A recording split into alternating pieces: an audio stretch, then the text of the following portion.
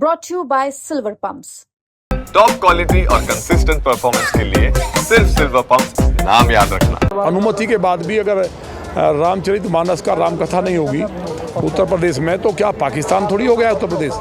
लोनी से बीजेपी विधायक नंदकिशोर गुर्जर लगातार अपने बयानों से चर्चा में बने रहते हैं। अब उन्होंने उत्तर प्रदेश को पाकिस्तान कह दिया है। दरअसल लखनऊ में बीजेपी प्रदेश अध्यक्ष से मुलाकात करने के बाद नंदकिशोर गुर्जर फटे कुर्ते में ही अयोध्या पहुंच गए और उन्होंने यहां पर रामलला के दर्शन किए और ये कहा कि भाजपा की सरकार में जब राम कथा नहीं हो सकती, कलश यात्रा नहीं हो सकती, तो क्या पाकिस्तान में होगी। उत्तर प्रदेश क्या अब पाकिस्तान हो गया है। सुनिए नंदकिशोर गुर्जर ने और क्या कुछ कहा कि भाई मेरा दोष केवल क्या है, अनुमति के बाद भी अगर रामचरितमानस का रामकथा नहीं होगी उत्तर प्रदेश में, तो क्या पाकिस्तान थोड़ी हो गया उत्तर प्रदेश।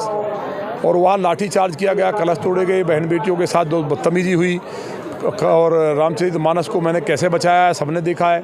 तो उसी को मैंने बताया अध्यक्ष जी को कि भाई ये घटनाक्रम हुआ। उन्होंने कारण पूछा है और ये भी पूछा है कि अगर राम कथा करना उत्तर प्रदेश में कहीं अनुशासनहीनता में आता है तो मुझे निर्देश दें।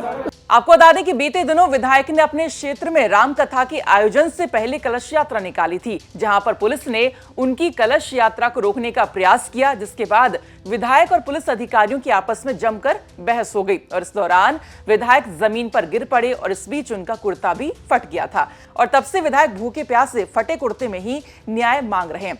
विधायक ने अधिकारियों पर भ्रष्टाचार के आरोप लगाए थे, जिसके बाद पार्टी ने कारण बताओ नोटिस भेजा और उसके बाद कल वो खुद ही बीजेपी प्रदेश अध्यक्ष से मिलने के लिए पहुंचे। लखनऊ से वो अयोध्या पहुंचे और यहां मीडिया से उन्होंने बातचीत की। उन्होंने कहा कि पार्टी अध्यक्ष को जवाब दे दिया है और रामलला के पास आया हूं न्याय मांगने के लिए।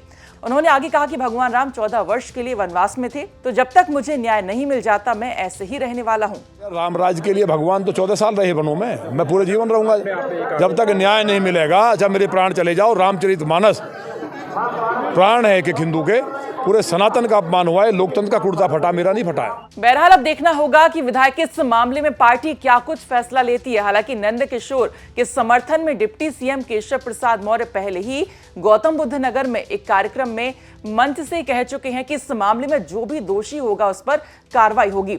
वहीं अब विधायक जी न्याय न मिलने तक फटे कुर्ते में ही बने रहने की बात कह रहे हैं। देखना होगा कि इस मामले में आगे क्या कुछ होता है। ये थी अयोध्या से हमारे सहयोगी मयंक शुक्ला की रिपोर्ट। बाकी खबरों के लिए आप देखते रहिए यूपी तक। नमस्कार।